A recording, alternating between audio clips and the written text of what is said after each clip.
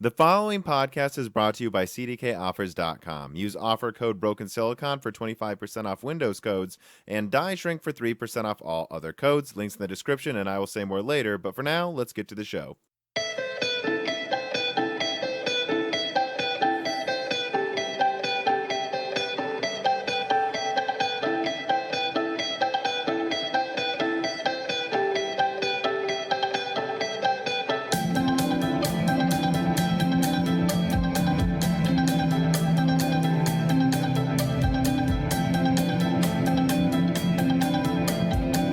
And welcome to Broken Silicon, a PC hardware and gaming podcast. You are listening to what is, I guess, the last Peoria Bunker episode where Dan is in the same room with me for a while. That is my co-host, who I have not introduced yet, and I'll be really sad to see him go after this Memorial Day weekend. All right, how are you doing, Dan? I'm pretty good. Yeah, I need to go get my COVID test before I can start working again, so. And that'll be Tuesday? Wednesday. Oh, so when this episode comes out, we will be finding out if Dan has been infected. Is it? Do you know what test are they giving you? The good test, the one that can tell not only if you have it now, but if you did and how long ago it was? Well, there's the RNA screening test, which essentially identifies if you have the virus in your upper respiratory system, which that's the only one that's really been proven to work super well yet. So, but it doesn't prove if you've already had it or not. That's not what I've heard. I've heard there's several tests where they can tell if you've had it like a month ago. Yeah, those tests exist, but the accuracy on them is still pretty up in the air with, like, I think a lot of the best ones are so only they can accurately tell you if you have it now, but it's like 50% accurate, the other information. It's not as precise on if you're currently infected, and I think there's more false negatives or positives. I don't remember which way it tends to land. So when you see like Joe Rogan saying, "Oh, we can tell if you had it a month ago," is he wrong? He's not completely wrong, I don't think. I also don't know what test he has, though. So yeah, we've been watching a decent amount of Rogan. Is there? How many test kits does he have, and how do you think he got them? I'm not sure. I mean, I'm assuming... He probably said in one of his 3-hour episodes in the past 2 weeks. I'm assuming he was able to just buy them. He's doing an antibody test, which they're not being as widely used yet because their accuracy isn't as well understood, essentially. Well, so, all right. I guess I'll stop speaking about the test because I haven't paid absolutely any attention to how they work. But I think that I think our family probably had it, and we've discussed that before. Like our dad showed exact symptoms, gave it to me, and I got the symptoms a week after he left, and my mom, and it's a whole story. Well, yeah, I mean, based on what we know, a lot more people have probably had it than we could even begin to guess. But yeah, There's a good chance you guys all had it. I don't think I've gotten it yet, unless I was asymptomatic. I can't speak for you, but it wouldn't have been from us if you did. Yeah, exactly. Because you came back to Peoria from Boston a couple months ago. How's it been living the Peoria lifestyle for 2 months? Well, the Peoria quarantine lifestyle has been, I guess, pretty chill. I mean, I haven't been working too much. I've been trying to plan my move. Dan's next big move, which is a screenplay you're working on. Yeah, where I move a couple hours away from where I currently am. Yeah, to go to grad school. And I guess the saddest thing really will be how much less happy our dogs will be to be jumping on top of each other all day for 2 months straight. Yeah, they've definitely both really enjoyed it. We did give them a good send-off, though. We went to Jubilee College Park in Peoria, where they got to run around in a forest with us. Yeah, they had a fun time. Yeah, they were kind of stupid in the bushes. But this is, of course, Broken Silicon, an exclusively PC gaming and hardware podcast. We never talk about anything else ever, as you could just tell. I guess, I don't know. There's been a lot of activity in the past few weeks. We decided to focus on several key stories. I guess I'll just say I'm not really covering any of the big Navi stuff in this episode because did you look at any of it, Dan? Like none of it's new. Like people are like just desperate to post big Navi information, but these exclusives I've seen, I'm like, we already knew those ID names. We already knew it was 500 millimeter squared, and we already knew it was 80 compute units. Nothing here's new. Yeah, I don't know if there's much of a purpose on constantly covering not the same leak, but the same information on new leaks. So I don't know if there's much of a story until we have like a more concrete information from AMD. Yeah. Well, let's get into the reader corrections and omissions. Fatboy Diesel writes in, and he says, for Broken Silicon 48, I'd like to point out my omission regarding my APU comment. Zen APUs launched in 2018. I bought my 2200G the day after it launched, actually, and with R&D likely occurring in 2016.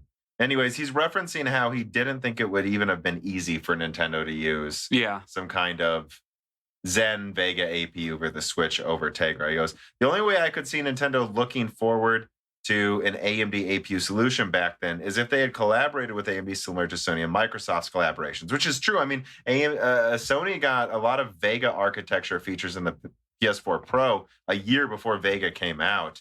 And I know Microsoft, I don't even know if this came to other products. It might have. I know Microsoft's Xbox One X just had tweaks to the Jaguar architecture that they said gave it a 5 to 10% IPC increase over the previous one. So, yeah, Sony and Microsoft work closely with AMD, and it just seems like Nintendo uses off-the-shelf solutions that they then neuter.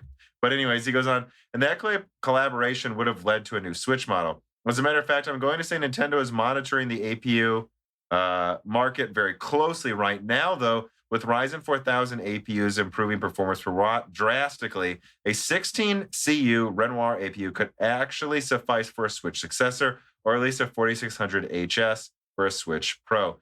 Yeah, this brings up something that I've said a couple times, and usually I'm addressing what a lot of people say in response to this, which is there's no way the Switch is running third-party AAA games at all by early next year. It's just too weak. It's just vastly too weak. They can barely run games from like 2016 now on the Switch.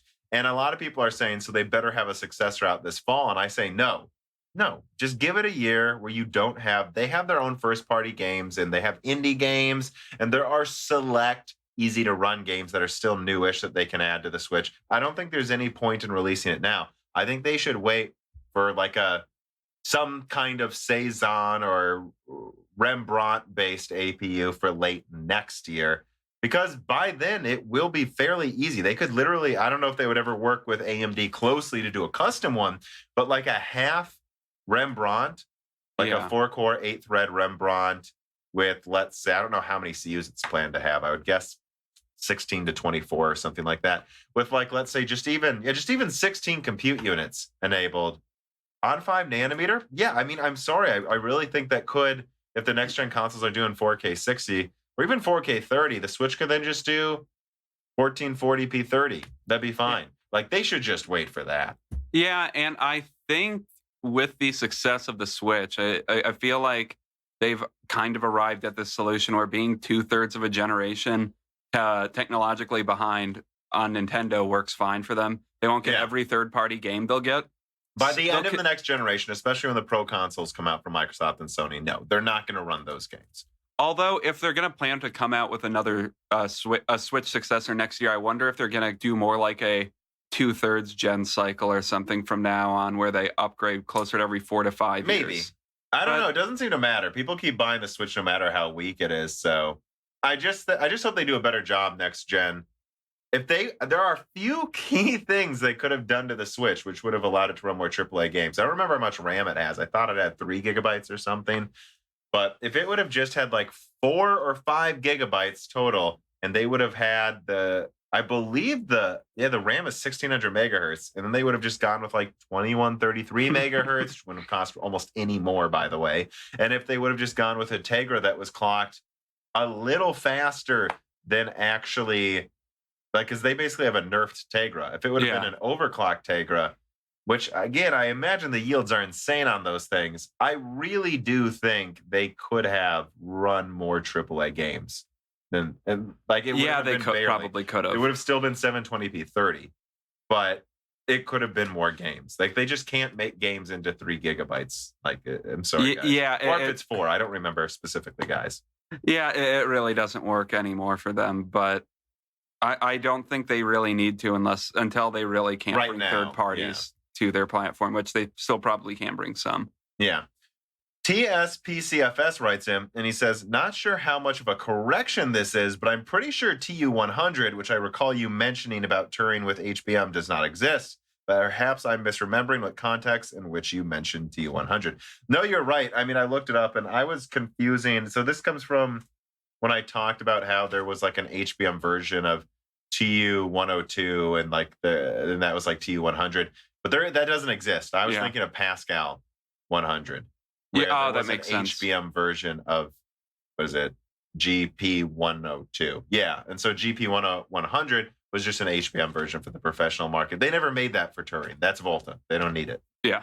So, no, you are right. And that's a good correction. Blokes writes in and he says, the way game-ready drivers work is by injecting their own code into the rendering pipeline in place of what was originally there.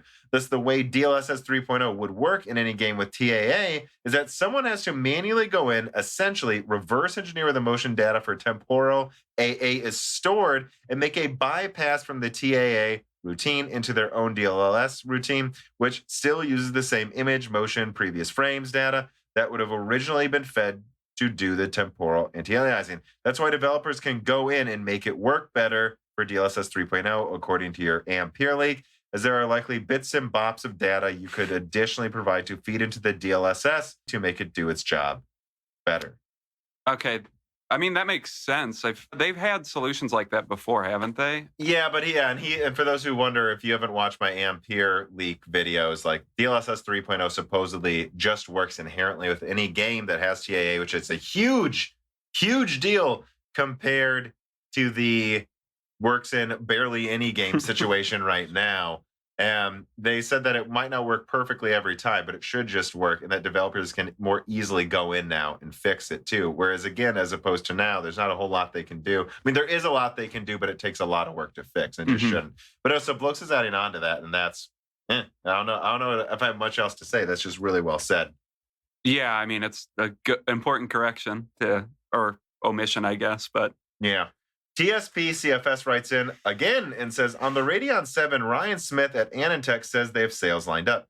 So he's talking about the Radeon Pro 7, which was launched a day before A100 to try to steal some of NVIDIA's thunder. And I remember seeing that and going, wow, a Radeon 7 that's 20% more efficient for double the money for the professional market. Yep, I bet no one will be talking about Ampere now, AMD. And I kind of acted like I don't even know who wants this. This isn't that big of a deal. But Titspsa says that, what is it? Ryan Smith's pointing out that, no, actually they're making sales, and that he goes on to say, so while the launch timing just before NVIDIA is an obvious AMD move, the product seems to actually have a market it is addressing. Coders prepping for El Capitan and Frontier are sure to find it handy, it seems. So, yeah, I mean, I guess they timed it on purpose, and it's not that flashy of a thing.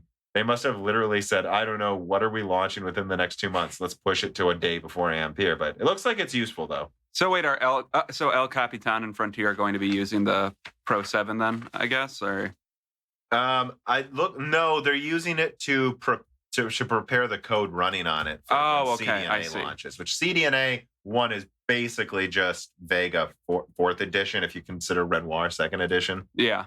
But yeah. So yeah. I mean, that's a good point, too. That's a good correction, too, because I basically entirely dismissed it. But I guess, no, it serves a purpose. It's just still half true, though, because, I mean, they clearly just launched this product right before Ampere to try to steal some thunder. Okay, I suppose we should get into the stories. All right, so story number 1.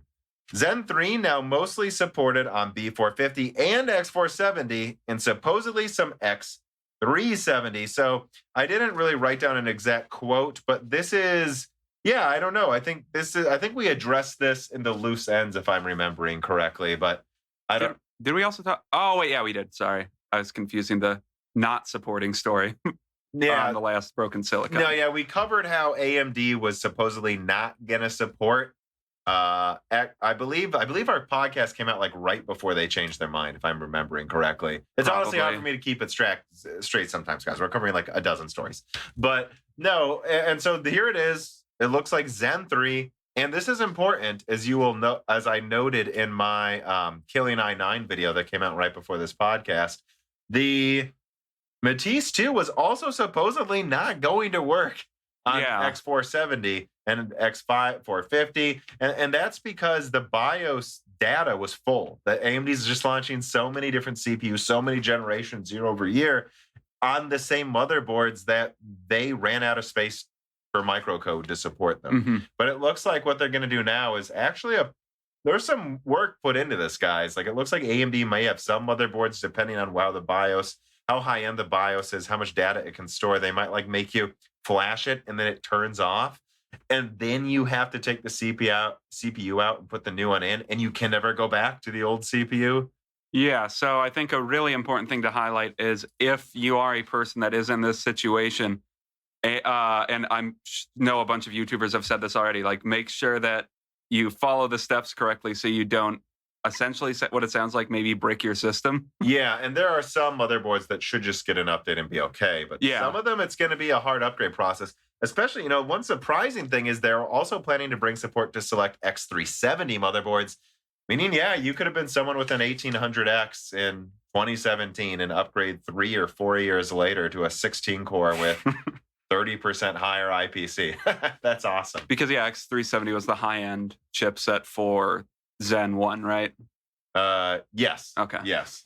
And then they went to 470 for Zen Plus, 5 for Zen 2. And as far as I'm still aware, Zen 3 is just going to use X570. I've heard of an X670 with like slight up additions, but I'm not sure that that's still coming.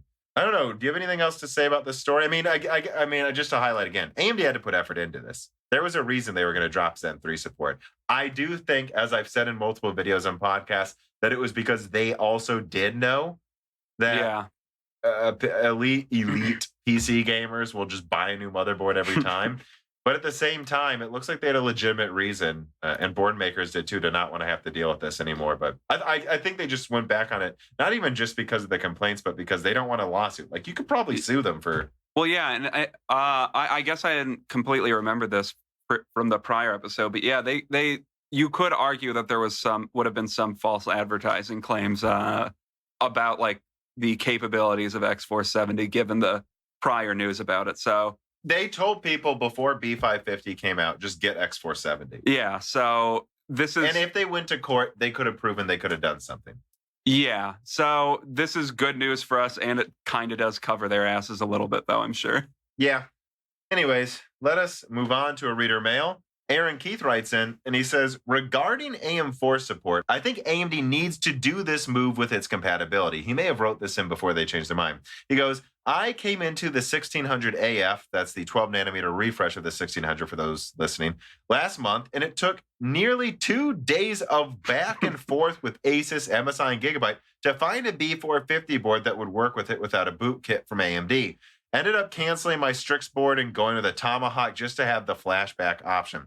I'm an experienced PC builder, so how nightmarish must this be for new, unexperienced builders? And I do think that's a good support and something that they need to put more thought into with AM5. Like, it's true that it might, like, this is another reason they may have done this too, is just so it's not as confusing for people building a PC. Because it is getting confusing. Yeah, I agree. I think like the kind of rolling compatibility thing they had prior to the AM4 platform, where they had like AM3, AM3 Plus, etc., was a decent idea if you're going to have like these weird cross, like backwards and forwards compatibility chipsets. Yeah. But if you just stick with the same socket for 4 years, and there's different compatibility with different chipsets, that becomes very confusing even for experienced builders, especially people that are used to like the Intel model, where it's just you get compatibility for 2 years and then you're done. Yeah, so I don't have that much to add, except that's a very good point, Aaron. I mean, it's confusing, and it's something they need to put... Honestly, I think their solution is going to be twofold. I think they will put more thought into it with AM5, and I think they're just going to say, we're not doing that again. Yeah. Like if I had to guess which it might be better for us all just due to communication. As most people said, the problem with them dropping Zen 3 support really wasn't that we should expect them to have it that long ever. The AM4 is one of the best motherboard sockets ever in longevity. It's just, they said they would. And so I think just with AM5, which should come out at the very end of 2021, if not early 2022, they just need to say, hey, look, it's coming out. And I guess actually AM5 might come out 2021 just for like Rembrandt APUs, just for Crystal Ridge, right? I don't know, but that's what I assume is that the AM5 will come out end of 2021. And if it does, just say, hey, this is going to work for the next 3 years, not the next 4, and everything should work. That's what they should do. Yeah, everything. I think that's a lot. Doesn't matter, guys. Everything works, but just 3 years, just 2 or 3 gens, not 4 or something insane. Yeah, that's a lot less confusing. And I guess I will add, if you are ever confused, AMD does have a fun little chart that you can Google. If you like to look up the AMD socket compatibility. Yeah. So if you are building, they have that. If you're confused about the nightmare that AM4 is slowly becoming. But it's still going to be confusing with the next Zen, because I mean, when you have people upgrading, there's still going to be different ways some motherboard manufacturers are handling the upgrade. And yeah, that's true. I remember that problem when our friend Brock, when I was helping him build he got an engineering sample 10-core Broadwell E, which is legendary that I keep bringing it up on the show, but he got it for like $240. But he had to really put effort into figuring out if some of those motherboards, which were originally made for, I think, Haswell E, could boot with a Broadwell E chip. You had to be extra careful, because they'll launch a motherboard that at launch was just meant for Haswell. And so if you don't have a Haswell E CPU, it won't boot with Broadwell. Oh, I don't remember that issue he had, but yeah, which I mean, it was fine. Yeah, but that's also another thing to look out for. And again, I just think it could be a nightmare for some people. So I'm just like, just get X570 or B550 once those are out soon. It's worth the $20 to ensure compatibility and have the newest features. I mean, yeah, I definitely agree. But for those upgrading, this is nice. So, yeah. Anyways, Dermige writes him, and he says, I know it's not on anyone's radar at the moment, but I want to know your speculation around Threadripper 4000, and I see there being 3 scenarios that AMD can go with. Scenario 1, same core counts, better clocks. Scenario 2, incremental core increases, something like 80 to 96 on the top end. Scenario 3, fuck it, 128 cores, which is most likely, I'd put $20 on scenario 1. Oh, so yeah, you're saying you'd bet on the first one. As far as I'm aware, Zen 3 default Milan replacing Rome will still just be 64 cores, but with the IPC increase and better efficiency. Yeah, I mean, I don't have too much to add. That before writing this, I said my bet was on 1 too as well. So, which is worth noting, because that it's still going to be a big deal, because if you look at what they're launching with Rome, there's like 250 and 280 watt models that boost pretty frickin' high for a 64 core. And if Zen 3 just can move like that 280 watt level turbo boost with a 20% IPC increase, but then make it fit in a 180 watt socket, that's actually a pretty huge performance increase for the server market. That's the 20% IPC increase times the fact that at the same TDP, it might be boosting 10% higher. So that's pretty big, actually. Yeah, that's true. And for those tasks, that reduced power is pretty important. And unlike the Threadripper systems, I think Zen 2 Rome is still compatible with the original Zen 1 Epic motherboards. They might even be able to upgrade from a Zen 1 32-core Epic to a 64 Zen 3. That would be pretty cool. Yeah, if you're a server boy.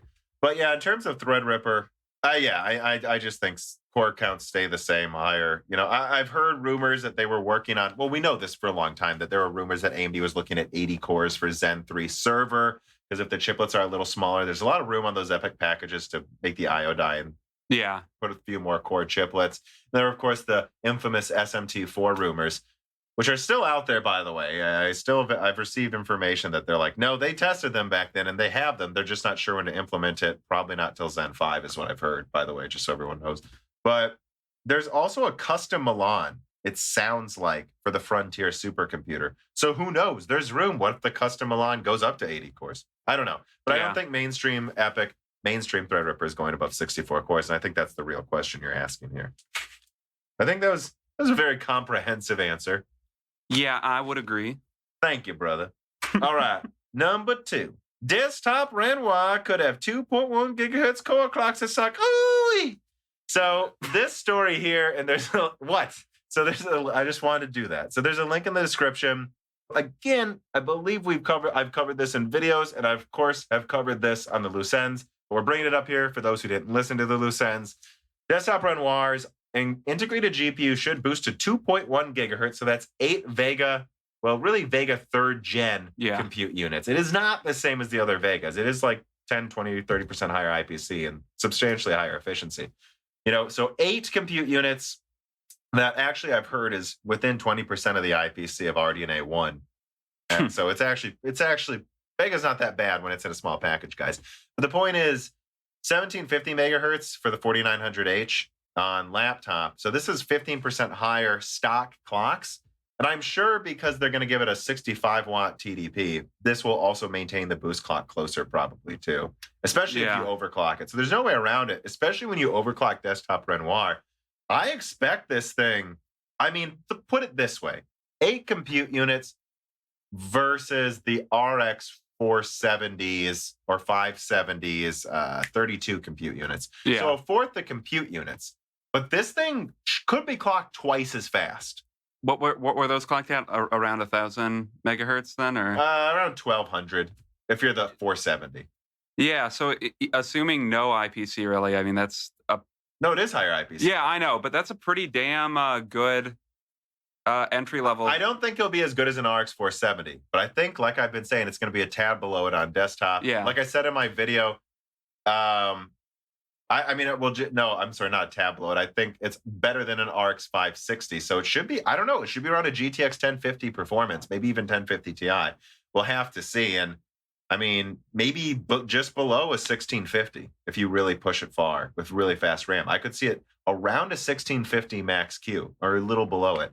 Yeah. That level of performance just coming with a 8-core CPU. That's impressive. I really didn't think Renoir would be that good, but this budget APU they've made is going to pay dividends, I'm telling you. Oh, yeah, it definitely will. The big question then is the price of it, but what? Which I covered. I thought it was going to be $300. Yeah. Just because they called it R7, 4700G, so I assumed it was going to replace the 3700X and be but cheaper. So it'd be like a $300 3800X, but then with integrated graphics. Now that I see that the 6-core version of Renoir, supposedly, based on a recent leak, is going to be called the 4400G. Interesting. So I thought that was going to be the 4600G, right? Yeah. No, yeah. So if it's 4400G, then they might just launch like a $150 or $180 6-core 12-thread with decent integrated graphics. Okay, then. I think they're just calling it R7 because they insist on 8 cores still being R7. Yeah. And so I could see this, instead of being 300, 250. This could be 250 with the 4600X just being the same price. That would be a pretty damn decent deal for a CPU, especially with the GPU tacked onto it. But now here's the thing, though. Renoir doesn't have PCIe 4.0 support. Oh, I didn't remember that. And it only has 8 PCIe lanes. Okay, so that's a definite detraction from the... Well, so I assume they would just make some custom I/O die. They've done this for a few embedded EPYC chips. Like there's, I don't know if you've seen it, Dan, the single chiplet and then the one I/O die on like a tiny EPYC. It looks pretty cool. Oh, I don't think I have seen that. Yeah, it's like this tiny EPYC embedded, I think Snowy Owl platform is what it's called. But anyways, so I thought they'd just make a custom I/O die for Renoir that might give it Gen 4 PCIe. Doesn't sound like it based on one rumor. Now, I haven't confirmed this, so I could be wrong. It could still be $300, be this great gaming chip with 4.0 support. But if it doesn't have 4.0 support, I don't know, actually. Maybe it'll be 230, 220.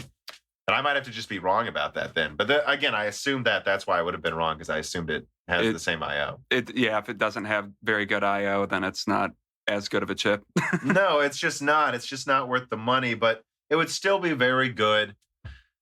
I don't know. You think about it, though, too. If it has that much less I/O, can it in an X570 motherboard, could it even use an M-SATA and run a graphics card easily? Well, how many lanes would Well, that end up I guess taking they up? still have the IO. It's still going to have an IO die that provides. Yeah, so I don't know, right? You see what I'm saying? Yeah. If it doesn't have 4.0 support and it has only 8 PCIe lanes connected directly to the CPU, I don't know then. I don't think they can charge more than like $200 for this. It's again, and it won't matter if you get a dedicated graphics card, but eventually you might want to. Yeah, because that they'll still kind of makes it a budget processor then no matter what. Which is why when I saw Renoir coming to desktop, I'm like, I assume it's going to have some of these disadvantages, so they better charge, 180, 150 for it and call it the 4400G, and then maybe just give us more cores in the low end. But I don't know. It's kind of mixed results is what I'm saying about Renoir, even though it is impressive. I don't know. What do you think about all of that? I mean, I don't know if it can't support support the full platform. Calling it a 4700G is an interesting move, and charging more than a couple $100 doesn't sound like a great idea to me. I guess the last thing I'll say about it is this. I think that leak's legitimate with the picture that shows the name R7 4700G. They can still change it. They can just make a different heat spreader for the top. They could change the name if they wanted to 4600G. Which again, still is kind of confusing with 8 cores unless they give the 4600G 8 cores as well, in my opinion. I mean, I guess that's I guess that's true because opposing their naming scheme would be a bit odd. Although I wonder how much people actually pay attention to like the R3, R5, R7 naming scheme. Well, the 600 usually denotes how many cores are in it, though. Oh, that's true. Yeah, I don't know. But this is why I've always said I don't even know if Renoir is coming just because it seems confusing. Maybe they'll wait till Cezanne to bring it. But no, doesn't seem like they are. And whatever it is, it'll be an impressive APU. Let me see what... I guess the only other things I have in the notes here is anyone doubting that the PS5's at 2.2 gigahertz still for some reason. This 65-watt APU is going to go to 2.1. They can fit in a console 2.2.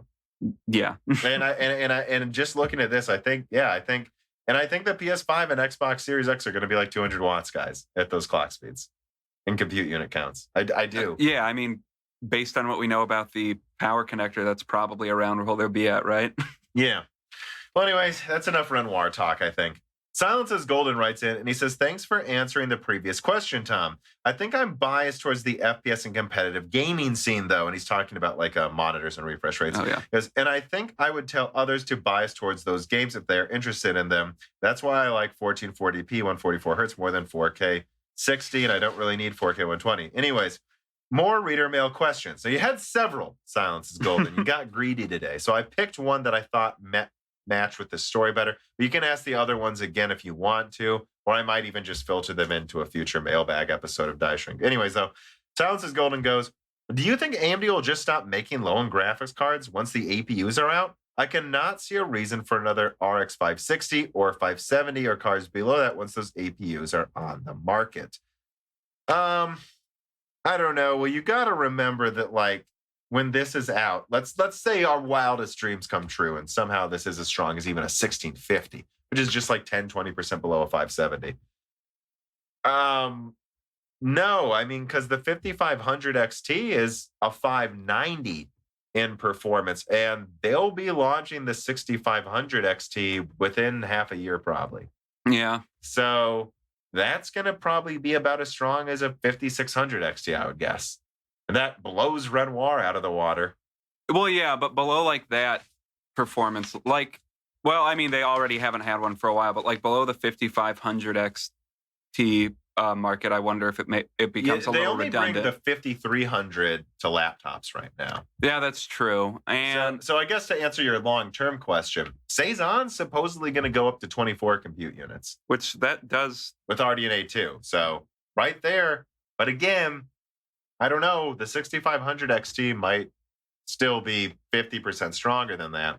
I think for the time being, I still think the 5500, the 500 market, or what used to be the RX 560, the RX 460, that level is going to start fading away a little bit. But like, yeah, so I guess the 460 was a little too weak, but the 560 was actually decently impressive. I think that level of just below of lower mid range is going to exist, but I do believe low end's basically going away, I guess. I mean, it really is becoming a pointless market. That like below the And Nvidia 5500. didn't launch a 1630. There's Yeah, no that's true. 1630. So I think that market's gone. The RX 550 market, which in today's nomenclature would have been an RX 5300. That's pretty much gone then on desktop. On laptop, it still makes sense because they split up the heat a little bit and the CPUs are weaker and blah, blah, blah. But yeah, I guess I think the 5500 XT, 7500 XT, that's going to stay for a while. But everything below that might be permanently gone. And eventually with Rembrandt Zen 3 Plus APUs on 5 nanometer, I don't think that's going to be quite enough to kill it. I'm kind of working on a video on this, but I do think eventually we will get to a point where, I don't know where it would be, like a 5600 non-XT, if we were going to make up that graphics card, is pretty much where the minimum is going to be in a couple of years. So I guess I kind of agree with you. When you say 5600 non-XT, do you mean that level of performance? If there was one like 10-20% weaker than the 5600 XT or something. Okay. Like just a bit above 5500 XT. That's still probably going to exist, but it will be this rolling ball, I believe, moving up the product stack very, very slowly every couple of years. And I don't think they would I don't know, even once the integrated catches up to that level of performance, I don't know if they'll completely want to get rid of it within a year, just so people have the option of buying discrete graphics if they still want it. Well, for one reason or another. Well, the thing worth mentioning, though, is that's what the used market's for. True. That's what last gen GPUs are for. Now, they might require 6 pins or 8 pin power connectors, so I guess good point that's not the same thing as being able to put in one without a power connector. But I don't know. I think there will be, when there's an opening, you'll see Nvidia or AMD launch a 75-watt no PCIe card that's slightly better than the APUs every now and then. But it's going to become less of a normality. I mean, again, you had an HD 6450 that you got that was like 5 times stronger than integrated graphics. And yeah, that's true. It was $40. There used to be this very big and thriving market of $40 to $60 graphics cards. That's gone.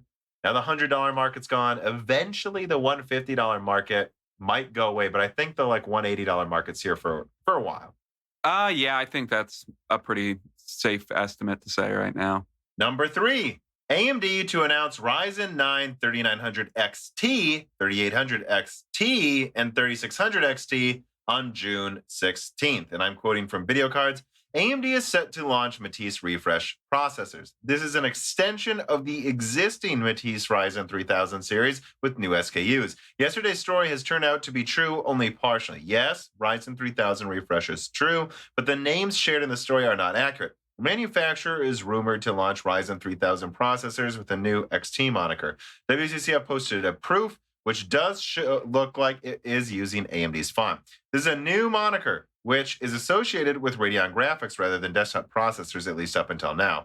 We are not sure if the new XT variants are meant to replace current SKUs or they are meant to offer an alternative. The CPUs may or may not feature the same core counts as their existing Ryzen non-XT siblings. I guess what they're saying is there's no proof, although I think we can assume they will. But it is more likely that AMD will provide a clock speed increase instead. And yeah, I just had a video come out about this, about the 3900 XT, 3800 XT. If you guys want to watch that, my thoughts on it. And I did a whole video on it because, to my surprise, people are really like confused by some things with Matisse 2 for some reason. And I've had Matisse 2 info for months. I almost didn't do any videos on it, but I made it a third of one of my videos a couple weeks ago. Yeah. I thought I might as well tell people it's coming. I didn't find it that interesting. I thought it was common sense this would be coming. We've had rumors of this for a while. In fact, I'll tell you guys that months ago, it was referred to by sources I talked to as 3750, 3850X. So this is new to switch to the XT moniker. But I don't know. What do you think about this? I mean, yeah, I agree. It's not that surprising or super interesting, I guess. It's just to hold off Comet Lake, I guess, until Zen 3 comes out. That huge 7% gaming performance gulf Intel has over AMD right now. Going to see if they can close a massive 7% difference in frame rates in some games in 1080p. They did also do the pretty big thing where they now call the 9900K a 10700K. So that's a pretty big difference. But yes. Yeah, I know. But yeah, I mean, anyways, the thing with people, what I mean when people are confused, so many people are like, why are they doing this? And it's my answer in my video I made about it is because they can. I mean, they were at 70% yields when Zen 2 launched. They were at about 80% yields kind of Q3 last year. And then they were at about 94% or something at the end of last year. That is a massive increase in silicon quality. This is there already. You're probably getting some 3600 XTs right now if you buy 3600X.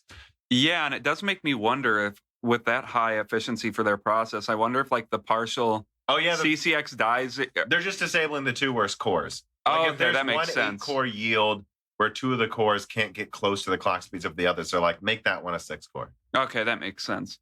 But yeah, no, I was gonna corroborate you talking about the confusion because I saw the leaks on good because all right on Reddit today, and it was interesting, like the complete and utter confusion around it. Like some people were like, so what does this mean for Ryzen? Now they're calling it 5th gen, I think. So I think they think this, some people thought this is the 4000 series, even though in the title it's like, it's going to be the 3900 XT. Or why are they doing this so close to release of Zen 3? And a lot of people yelled at Adord apparently because half of Adord's article about it the other day was him shitting on people who yelled at him that couldn't possibly be true. I don't remember getting a bunch of hate about Matisse 2, frankly. But I guess Adord did.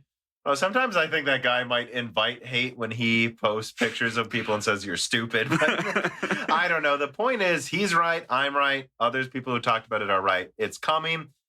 It's coming, guys. And that's what I say in the video, too. Again, go watch that. What does this mean for Zen 3? Nothing. Means nothing. They're doing this because it's easy to. Well, yeah. Zen 3 is not being delayed. I have no information that anything's changed for Zen 3. Still on track for Q3, Q4 launch. Again, it'll be a staggered launch like Zen 2, except I suspect they'll do the high-end models first this time. What came out first for Zen 1? Was it the 37 and 3800X? I mean Zen 2. Zen 2, so yeah, not Zen 1. If I remember correctly, 36, 38, 38, 39. Okay. And then, or it may have been 39, 38, 37, and then 36, and then 3950X. Oh, yeah, that makes sense. And then 3500X, you know, all of that. Yeah. Technically, Picasso 3400G, I guess, was the first of the 3000 series. Which yeah. Renoir will be for the 4000 again. Yeah, so I mean, I don't think there's too much more to say about that. I saw some people pointing out that they thought giving it the XT nomenclature was stupid because I have thoughts on that. Did you hear it while I was making the video? No, I didn't. So I think I might know why they're going with XT over 3920X or 3850X. Mm-hmm. Which I want to say this too. I think there's a decent chance the 3800 XT is two 3300Xs clocked higher, basically. Mm. So two single CCX CCDs. I from what I've heard, the 3800 XT is going to be the star of this refresh, and it's supposed to crush Intel in gaming performance, or at least catch up. And the 3300X, which we'll get to in a second, in certain scenarios, has like real IPC increases. Yeah. Because of that organization of a single CCX in the CCD. It's almost a Zen 2.5, right? And I think they might do that with the 3800 XT. And then also it's going to be clocked on the base clock, not boost clock, base clock, like 10% higher. Okay. But that de facto means that it might get 10% more performance. Oh, that's real. So wait. Because its base clock's higher. Yeah. Oh, that's interesting. But I'm not confirming. I don't have exact numbers. But that's what I think's going on. And I think the XT is because it's not like the 3950X is a lot better than the 3900X. That's so true. 3850X could be confusing in their opinion. 3800 XT is, it's 10% better. It's the same thing though. Also, I bet it's 125 watt TDP. And the XT moving forward can be used for higher watt models than normal. They refused to do that, right? There were rumors in the initial Zen 2 leaks that there would be 135 watt models, 125 watt models. No, my 3950X is cool as a cucumber. Yeah, that makes sense. I was going to say the reason some people were confused about it was it makes their nomenclature extremely similar to their graphics nomenclature that they have right now. They've wanted to do that for a while. Yeah, that's true. It might confuse some people entering the market, though. The only thing is RX's graphics are 9735. Yeah, that's true. I don't know if it's confusing or not. Frankly, all these names are BS anyways. I mean, it's not as confusing as i9 10900K or i9 10980XE. Yeah, that's true. And Intel's been like subtly changing their nomenclature forever, which is interesting. But yeah, so I hope I cleared that up. That's what I think is going on with Matisse too. They're doing it because they can. It's not delaying Zen 3. And again, remember, I can't find the 1600 AF anywhere, right? Yeah. Like for less than $200 all of a sudden. I think it might be getting phased out already. So there's no reason they couldn't launch this, then just phase it out in like 4 months or drop the price like the 2700X. I doubt, they can just drop this 3800 XT to $200 if they can't launch a 4600X on time or something. Yeah, or if they are doing the high end first for Zen 3. I mean, this could just be their mid-range for how they fill in holes until they phase it out. Yeah, for like, I don't know, 4 months after that or something. Yeah, and again, guys, they're not afraid to drop prices. They're selling $150 2700Xs a year after it came out. Yeah, that's also true. So that's what I think's happening. And I hope I cleared it up. I mean, those are all the misconceptions. That's why I made a video specifically about it, because I was surprised at that. But yeah, Blokes writes in and he says, since I was bored, I decided to take a look-see at the clock for clock disparity between the 3100 and the 3300X. So again, to recap for those listening, the 3100 is two core CCXs. So it's a full double CCX CCD. They disable 2 cores on each CCX. The 3300X has one quad-core CCX with all of the cache to itself, which is really almost a Zen 3-like design. He goes, this is in regards to getting a hint at Zen 3's improvement in greater than 4 core calculation activities. Given a baseline of a 1.11 IPC performance increase, there's an uplift of 1.12 times 1.15 in applications that don't give a damn as they operate on a strict each core does a small chunk of the same workload diet without any crosstalk. In applications which do have crosstalk, it can be as much as 1.2 to 1.25 IPC increase over the 3100X. So just remember, that's what he's comparing here.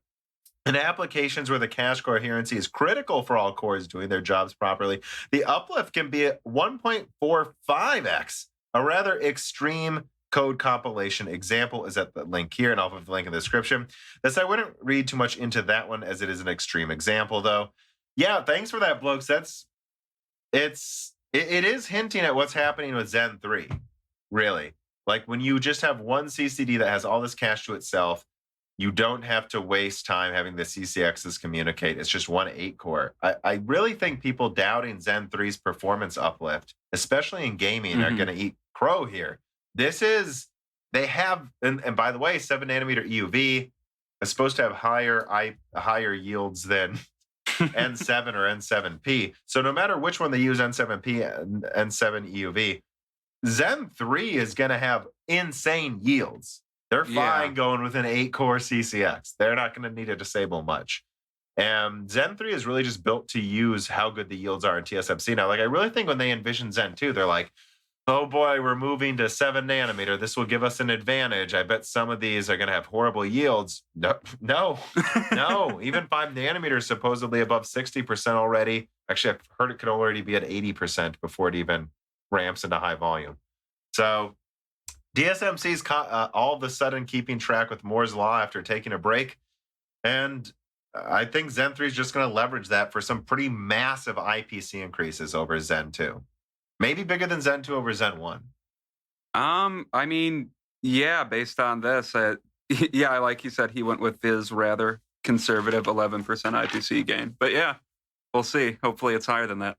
Yeah, but that's just the 3300X to 3100. Yeah, I know. Yeah, he's using them as a semi-proxy type thing. But. So again, I expect scenarios where Zen 3 is 20%, 25% higher. And I point this out in my last video as well, that a lot of that is going to have to do with, and I hope to have hardware numbers on as the next guest, I think. I really do think I need to have him on now that we're talking about this so much. He was the overclocking Yeah, guy, I used right? him in part of my video. He was the guy who found that with a mega cooler on a 3800X, he got the 3800X to be 20 I don't know if 24/7, but at least heavy benchmarking stable at 5 gigahertz.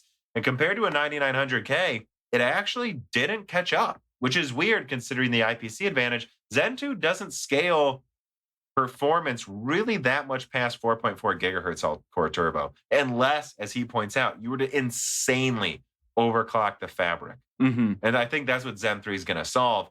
And so I think what you're going to see is in low power scenarios, Zen 3's IPC increase is like 10 to 15%. But at 5 gigahertz, if you can get it there, Zen 3 might have a 20, 25% IPC increase, all-core turbo. All-core IPC increase. And regardless, I feel like that wall of 4.4 gigahertz, at some point they're going to need to get past that wall. So, yeah. All right. Story number 4. Tiger Lake boosts to 4.7 gigahertz, and its GPU seems to be about 20% better than mobile Renoir. I didn't directly quote. I have a couple links here, one from Tech Power Up, one from WCCF Tech. I'll just summarize. More leaks are coming out about Tiger Lake, and as usual, well, I don't know if it's as usual, but as I have to dunk on this, it's exactly as I said Tiger Lake was going to be multiple times, especially in my original October Whispers of Golden Cove leak, where I said Tiger Lake is poised to bring higher IPC, almost 14 nanometer clock speeds, and possibly higher core counts to mobile, and it will be impressive. Not saying it'll beat AMD, but it's going to be way better than what they have now. Yeah, I mean, just to summarize, it looks like 4.7 gigahertz boost. So again, maybe 10% lower clocks than Comet Lake at most, but it should have 20% higher IPC than Comet Lake and go to 8 cores on mobile.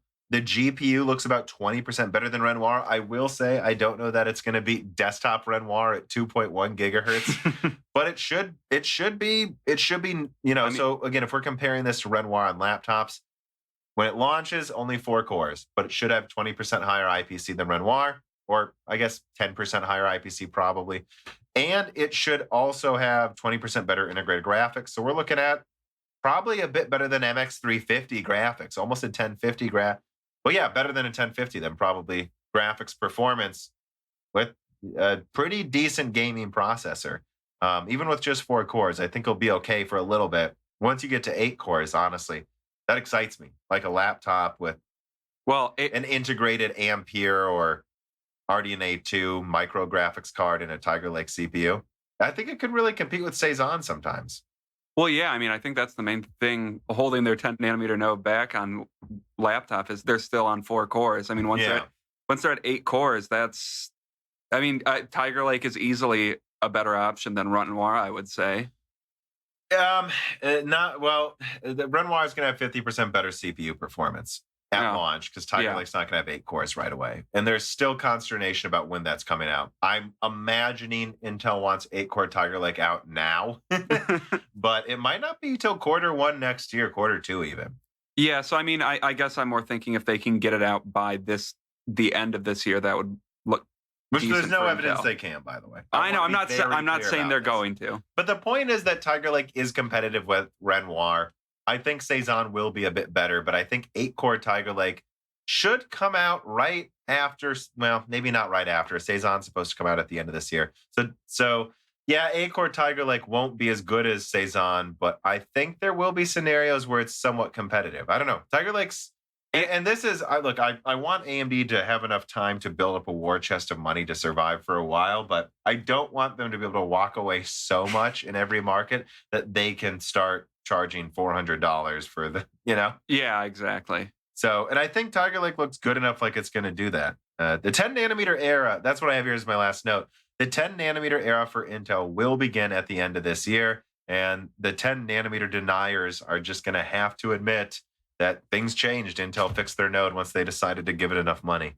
I mean, yeah, they were always going to fix it at some point. It's not like this was just going to be. Well, there was a while where Intel didn't think they would be able to.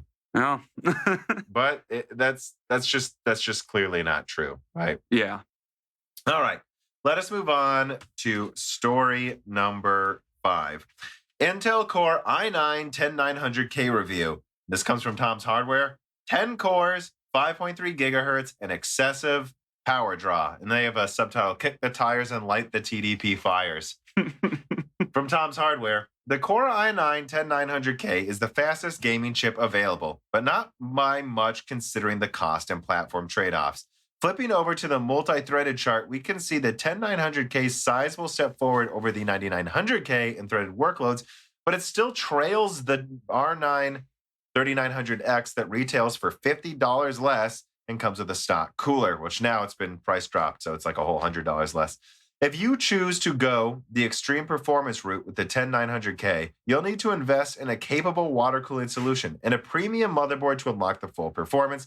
The intense power consumption, which topped at 320 watts during our stress test at stock settings, will limit the performance tremendously. God, you gotta love that 125 watt quote unquote TDP, right?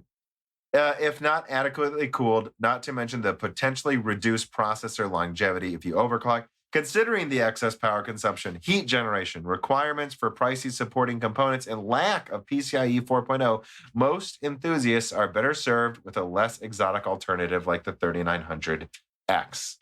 So, yeah, Comet Lake's a joke, I think.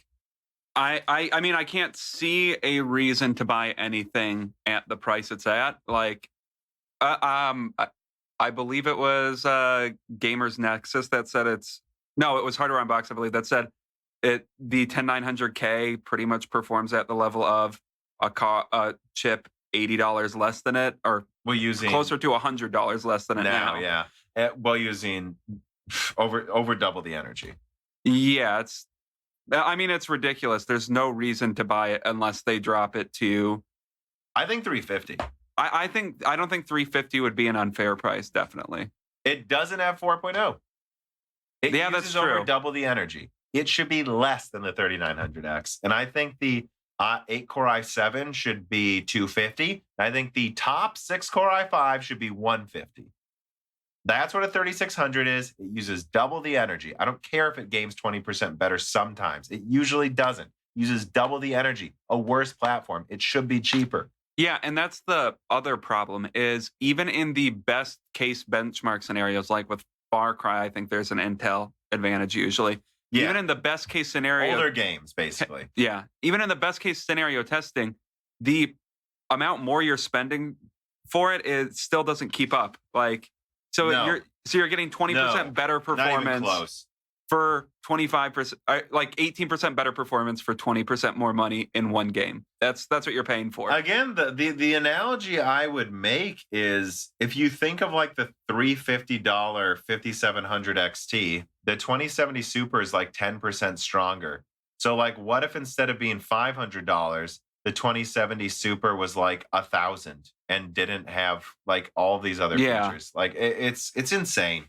It's absolutely ridiculous. And again, keep in mind that, I really think what's going to happen is a 3800 XT for 350, a 3900 XT for 500 again. And that's just going to end the conversation. Especially if that really is an 11% performance in IPC increase between the 3100 and the 3300X, that 11% IPC increase translates to the 3800 XT, and then they clock it 10% higher.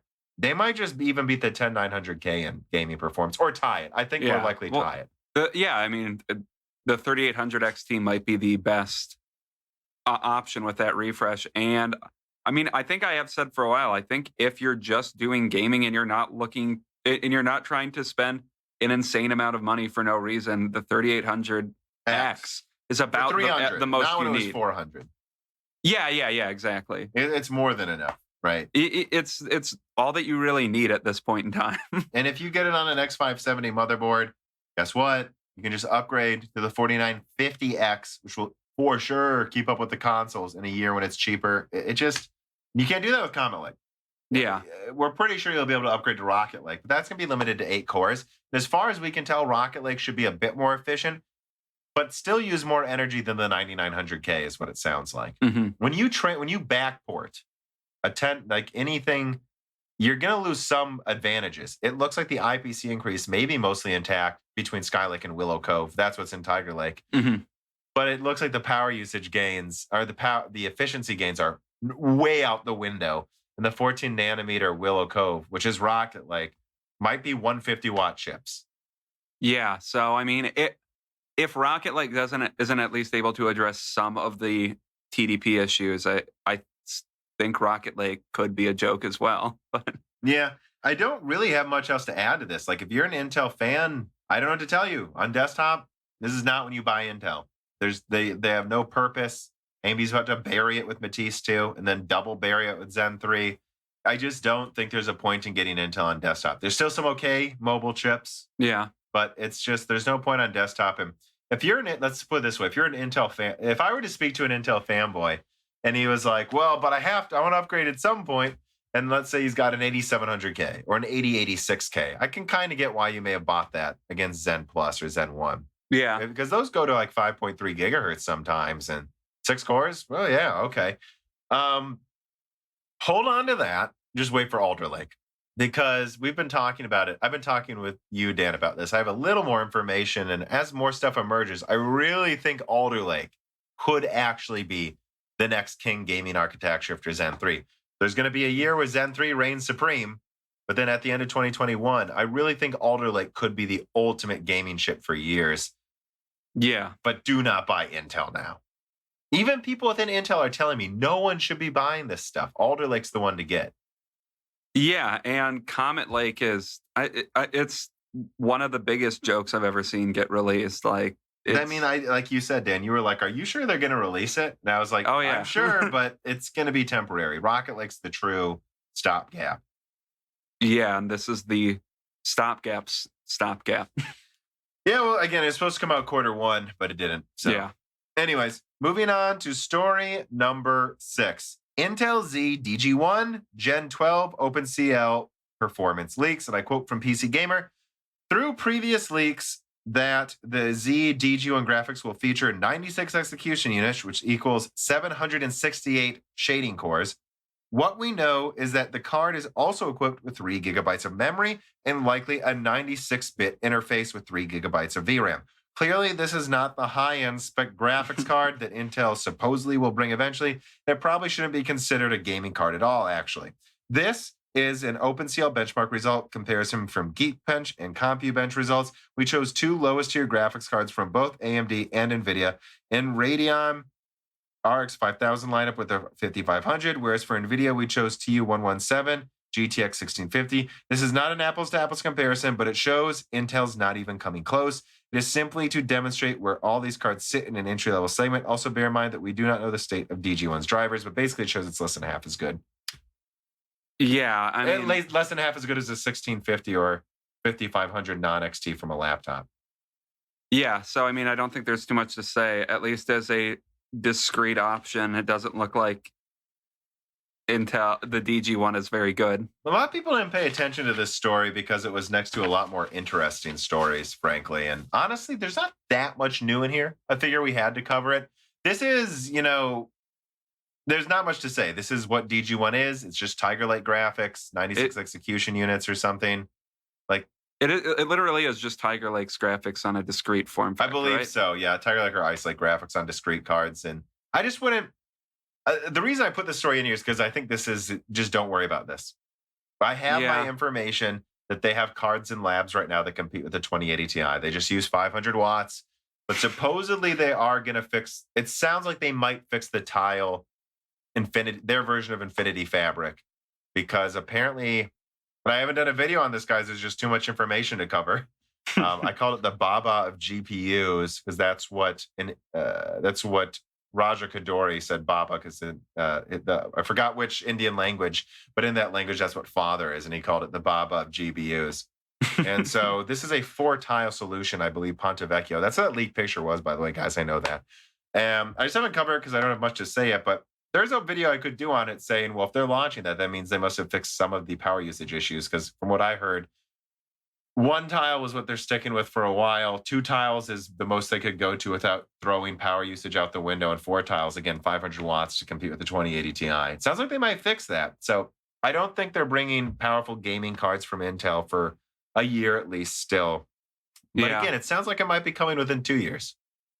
I mean, it's exciting if it is, but if that's not what this is, though. Yeah, I know. If their high end is 500 watts, no one should buy that. And this, no, even 400 watts is the limits of like a server card. And this question: if this is this coming to consumers? No, or this is just for testing. But that's my point. Yeah. Is don't take this as meaning powerful Intel cards aren't coming, but also don't take it as meaning they are. I really think this is just a leak showing. Oh, so that is a GTX 1050 in performance, I guess. Not even, and like maybe a bit better than Renoir, I think I heard in performance. And it uses, just don't read into this. Don't read into these early Z leaks, is what I'm saying. Yeah, maybe Intel will fuck everything up, but we don't have. I don't think this is good proof yet. Yeah, we don't have evidence yet. This is, yeah.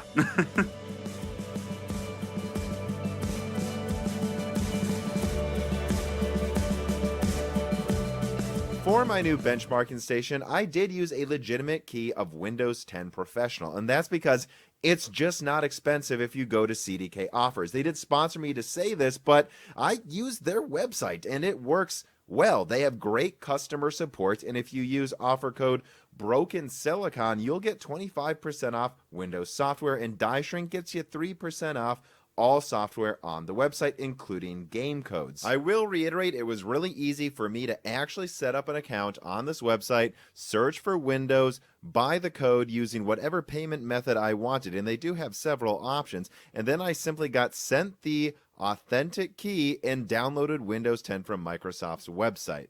Save yourself some money to get more bones for your dog, and don't stress yourself out using illegitimate keys. These are real keys, and they did sponsor this part of the video, so one more time, that's cdkoffers.com. Use Die Shrink for 3% off all software on the website, including Steam games, and Broken Silicon for 25% off software. All right, now let's get to the benchmarking.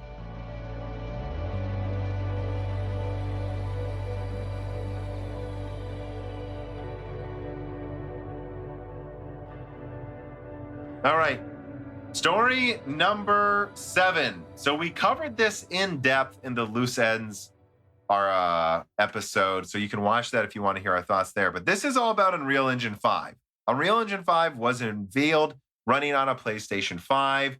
It showed, they clearly, in my opinion, picked frame rates and resolution 1440p 30 because they knew this was going to be shown on YouTube. So they were like, there's no point in us going way higher, but it had polygon counts at 33 million for like one statue, for example.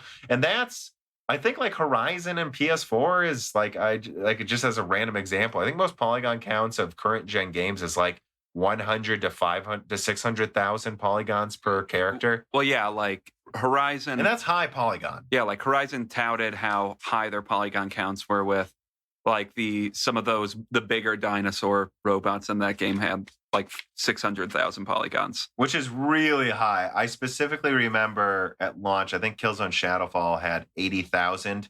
So you're like HD 7000 series, like, and that was really high. And then I know, like, on the whole, like, if you're looking at HD 6000, 5000 series cards, most games back then were at like 10,000 polygon count. Mm-hmm. So yeah. So if we were 10,000 in the PS3 gen, if this gen we've been somewhere between 50 and 600,000, this had 33 million for one character.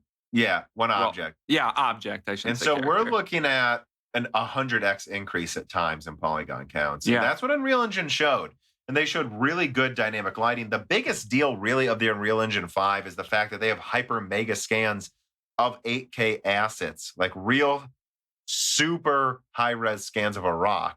And then you can just put it in the game and it will only pull in as much data as your card can handle. And it can do it rapidly because of the SSD in the PS5 and next gen SSDs in general. And that's going to make development way easier when you're just an indie dev with mega scans and your engine makes it super easy to tweak settings. Mm-hmm. And I think that's the other big thing too to take away from this is that, I mean, they put their money to good use that they've made off of Fortnite. Epic clearly has. Unreal Engine 4 really wasn't that popular. I think it had really good graphics, but probably because of Nvidia's involvement, it was hard to use.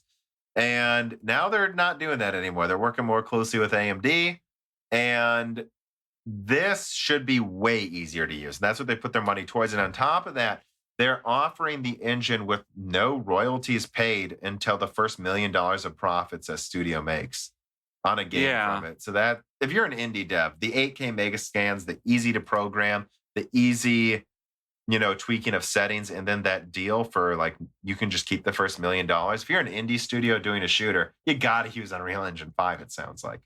Well, yeah, I mean, I expect that a lot of those indie devs never end up even making $1 million. So this, for those really small devs, this might be a godsend. For the ones that do, yeah, they lock in like a 10% royalty for like $100 million that they just made at Epic. And that's why they did that deal. Yeah. But yeah, so and there's a lot to discuss with this too, because this was the first footage of a PS5 running anything real. Yeah, which is why you've seen it a fanboy talked about ad nauseum way too much and with way too much but not in the right ways, right? Yeah. Because like this is really an impressive demo for indie devs, and this has just turned into a flame fest for fanboys. Yeah, I mean, I guess the first time a PS5 game was PS5 footage was shown off at all, it was bound to make a lot of people mad. Just because of all the conversation about how the PS5 will run games versus the Xbox Series X. Yeah, and I'm writing a note here to add the developer reaction videos because I've actually gone out of my way to reach out to my developer contacts and look up specific developers who seem to have a decent track record of posting information and their opinions on new technology on YouTube.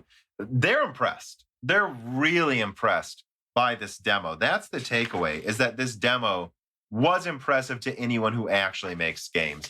Because if you look at the end scene where the character, the anime chick, starts flying around the collapsing temple complex, he's like, "No, this is important to show." When developers said in a YouTube video, "This is dynamic. This is their new, I think, chaos physics engine. It's calculating at reasonable frame rates all of these explosions at the same time in 8K textures, dynamic explosions while she's moving that quickly, zooming through it." Which is something actually Sony showed off with their PS5 demo with Spider-Man, how you can move now faster because that's true. Stream in the assets. But this is crazy impressive. We could not do this with modern engines, right? Yeah. And I think after just talking about that, if there's one thing to take away is that this demo was impressive, and this is telling you where things are going to go now that we are making SSDs the standard. But I think now we do just need to talk about the fanboy bullshit. Like, seriously, guys, I've never seen dumber takes from some tech tubers in my life.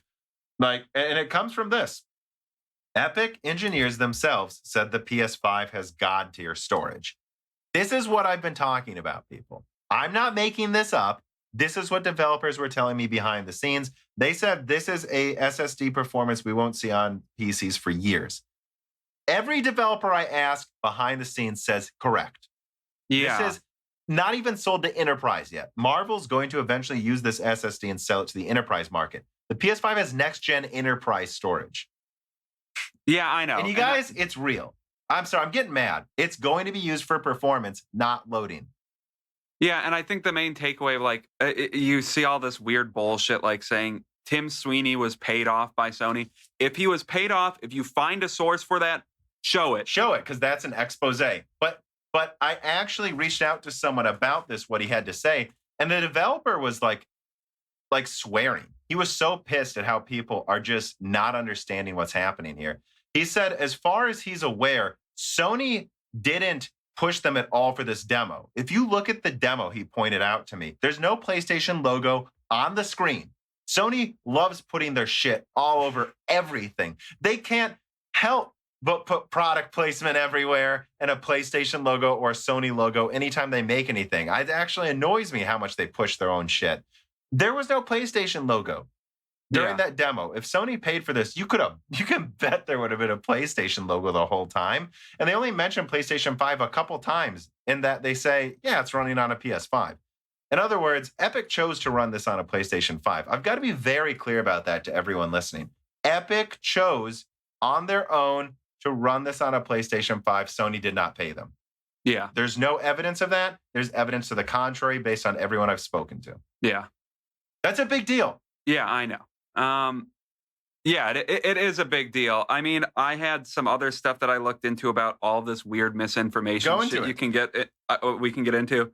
So there was this big shit thing last week with talking about a laptop running the demo on an Epic stream. Which I just want to say before you get into that, actually, think of what you're going to say, because there's been a lot of people just completely misquoting things right now. Like there was the 2070 Super comment, which if you read between the lines, he said the 2070 Super is going to run this worse.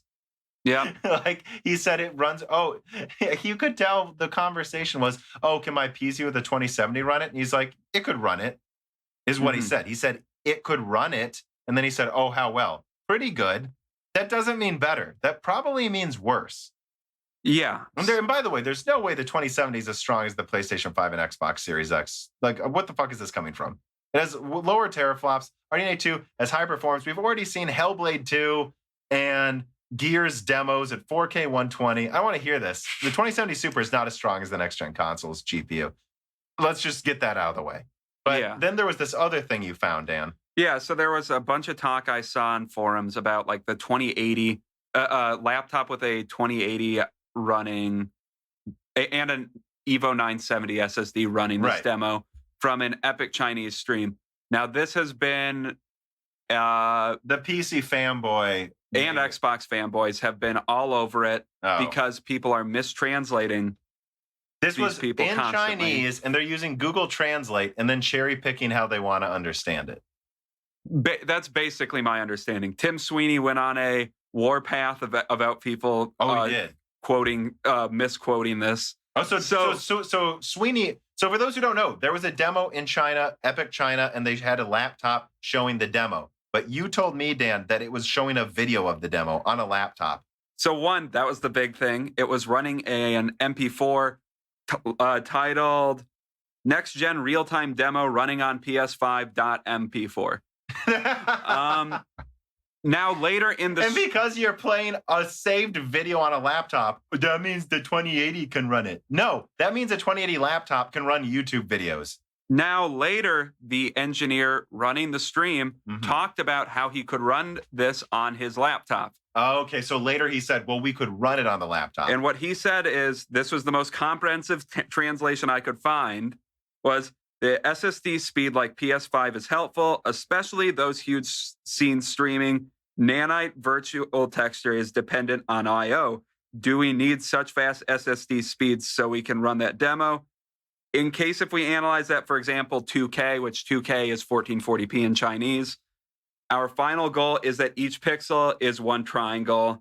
In case there is not so many triangles, it means it can run at megabyte per second levels. So essentially what he's saying is, it'll still run. It'll run, but if they don't have the I/O, they can stream in data at a lower rate.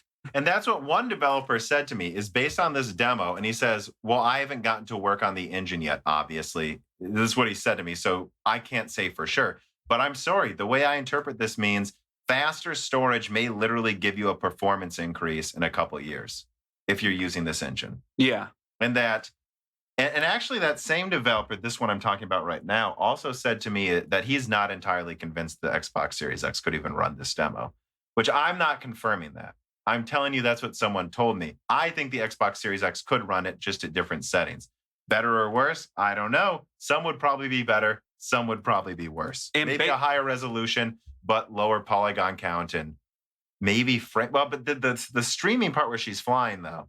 Yeah, I don't know. That's a part I wonder if it could even run it. And based on that Epic engineer, what he said essentially is, if they don't have the I/O to do it, they can lower texture fidelity. Of course, because it has to be able to run on the Xbox. And that's another thing people are saying is, Epic confirms Unreal Engine 5 will run on Xbox and PC. And then they make a leap and say that means it can run that demo. No, they chose this demo. They do all types of demos. They make demos for the Xbox to make the Xbox look good. This one was meant to make the PlayStation 5 look good, or more accurately said, they chose the PS5 to show this aspect of their new engine. Yeah. Now, maybe they would show an equally impressive demo that looks different on the Xbox, but it might not be this one. It might not be able to run this one. Maybe there's one the PlayStation can't run. I don't know. But that's what we know, is that this demo was built for the PlayStation 5 to show how quickly they can stream in assets, and nothing else can rival the PS5's I/O in that regard. Yeah, I think that's a pretty good way to put it. That's not to say Unreal Engine 5 won't work on PC. Of course it will. What are you What a dumb question to ask, honestly. They're a third-party game engine developer. Of course, this engine's going to run on everything. It'll run on Switch, I bet. But the Switch ain't running this. That's the point. Yeah, and one of the big things they're highlighting with Unreal Engine 5, is the incredibly high polygon counts, which, based on our understanding, the PS5 might be king when it comes to polygon counts. Yeah. And the last thing I'll say about this story, which really this is all about us clearing up the misconceptions, because really, again, the big takeaway is this is an impressive engine. Is that the people saying Sweeney doesn't know what he's talking about? I found multiple comments of that Sweeney guy clearly doesn't understand PCs. He's the fucking CEO of the most successful game engine company on earth. Yeah. He knows PCs, you dumb fucks. I'm sorry, I'm going to swear. This is the dumbest fanboy bullshit I've ever been exposed to. And I cringe at what I'm about to hear in a month when more information comes out. Because this is getting nuts. People acting like they know more than the CEO of Epic Games. I mean, the thing People that make Gears of War, you know more than them? The thing that we always hear is defer to the experts on things that you're hearing. And Tim Sweeney is one of the premier experts. Maybe there are people at Epic right now that could say better than him because he's the CEO now, but he's one of the people you would go to ask. I can't think of a better asset to talk about game development. Exactly. A third party that makes some of the biggest engines out there. Aaron K writes in, and he says, I've been seeing a lot of coverage of Sweeney's far ahead comments from TechTubers the last week. Most seem to be criticizing it, including one where I saw them wave around a $2,000 Aorus SSD and say this exists now, so the PS5 isn't impressive. Sony does have to prove their technology works. Don't get me wrong, Tom, but isn't it a bit concerning for you that TechTubers seem to only measure performance with storage and bandwidth, with teraflops and bandwidth? Yeah, it's blowing my mind. I honestly don't know how you can be so blinded by fanboyism. I mean, I think it's insane what I'm seeing right now. Yeah, I mean, we saw it. You see it every generation, I guess. I thought maybe we were past it, but me too. I was wrong. So all I can say is I/O is going to matter, and there will be links in the description. Send me the links you found, Dan. Oh yeah, okay. And I'll put the developer who watches the video live and talks about how this is important. Streaming I/O, which again, let's be clear too, the Xbox Series X has its own co-processors, is going to make a difference. It's not just the storage for load times. It's how fast it can stream in assets. And it's not just the SSD's bandwidth, by the way. It's how you organize the bandwidth, how many tiers of storage for prioritizing different types of data, how many co-processors you have. That matters. And it is going to matter big time for games in the next 2 years. And people telling themselves it won't are just going to be wrong. By the way, this is common sense. If you don't think this is going to make a difference, I don't think you know how games work at all. I don't think you know how games work. And just once again, do you think Sony would put multiple chips in their PS5 that are dedicated to I/O so they could get a 0.4 second load time versus a 2 second load time? No. And spend a bunch of money on it. Also, ignoring the fact that if you have a 0.4 second load time, that's essentially allowing you to load assets as you're moving, whereas you couldn't do that before. I don't understand how there isn't just this, if X means Y and Y means Z, X means Z. I don't understand how you can't follow this basic logic. And I want to say this too. I said the same thing about the original Xbox Series X information, where people were like, see, 2080 is better than the Xbox. And I'm like, they're running Gears of War with ray tracing now at 4K 120. This is destroying the 2080. I know. And so I just want to be clear about that. This demo was the PS5, so that's why we're talking about the PS5. When the original Gears of War stuff was shown off with the Xbox Series X full specs reveal, I saw the same dumb shit, to be clear, of people saying, no, my 2080 Ti is better. And I'm like, as far as I can tell, for example, Hellblade 2, they're already demoing it on Xbox at 4K 60, and it looks crazy good.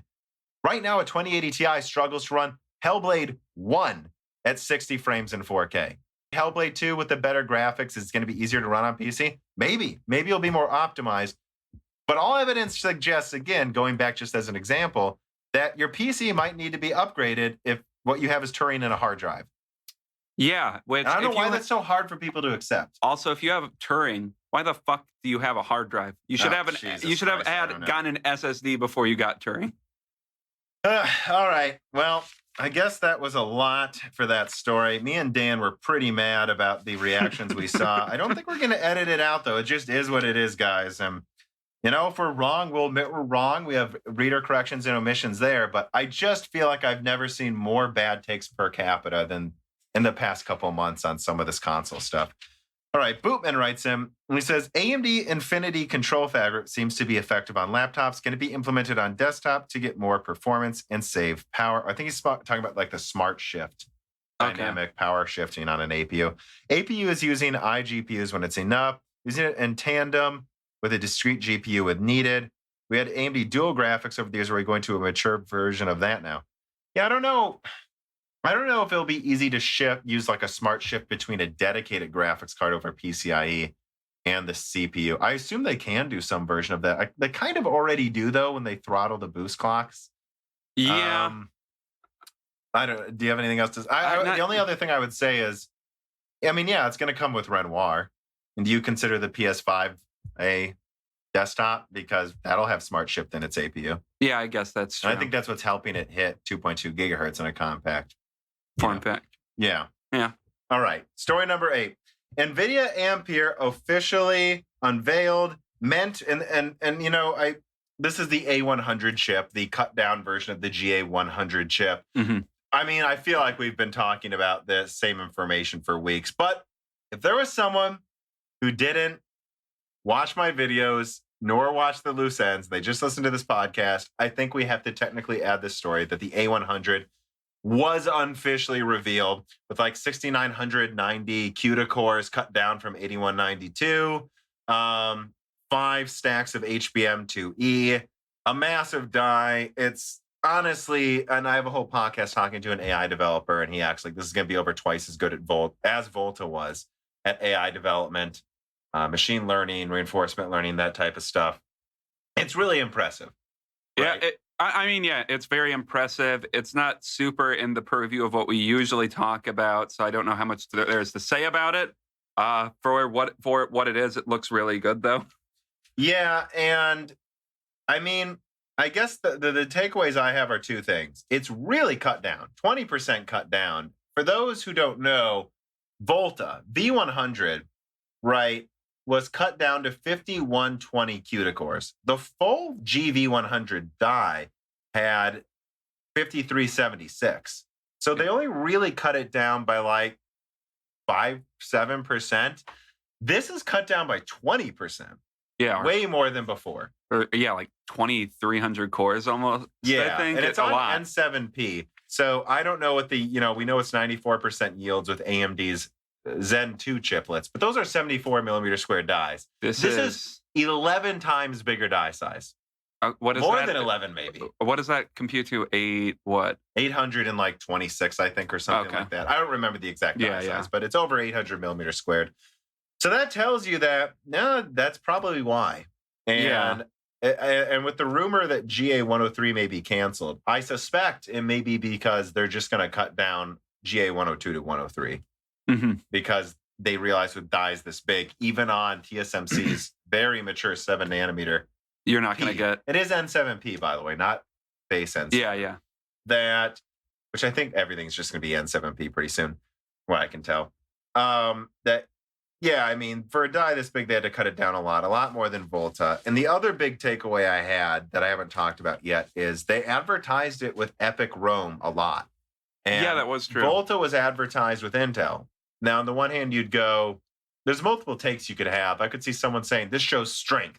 They know Ampere is going to be so much better than RDNA 2 that they're willing to bundle it with AMD processors because they think you'll buy this server, DGX2 server racks over AMD's.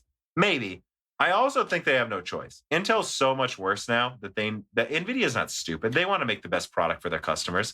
They just can't use Intel. And it's important to remember it's different divisions of the same company with AMD. Like NVIDIA is going to make the decision that's best for this product. They're not going to. You're right. They're not going to say, "Well, we're going to go with Intel because we don't want to help our competitors at AMD." Well, they want to sell these DGX servers, this is what they need to put in it. Sony Vio laptops ran Windows.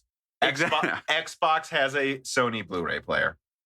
People do what's in their best interest. And it's just interesting to see that finally, without a doubt, in their best interest is to help AMD a little bit and bundle Rome with these Ampere graphics cards. And again, I don't have much else to add about this story.